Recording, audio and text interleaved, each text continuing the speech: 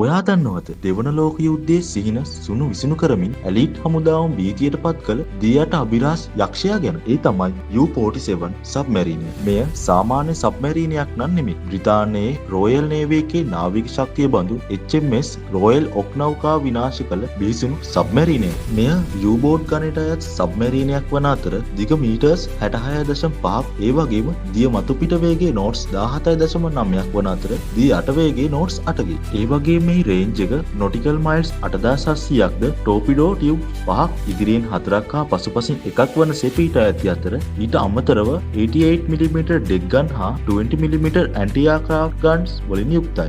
U-47 හි තරුණ කපිතාන්වරයා වූ ගුන්ටර් ප්‍රියන්ට ලබා දුන් මෙහෙයුම ලෙස බ්‍රිතාන්‍ය නාවික හමුදාවේ හදවත වැනි ස්කැපර් ෆ්ලෝ තුලට රහසේ පැමිණ ප්‍රහාරය එල්ල කිරීම.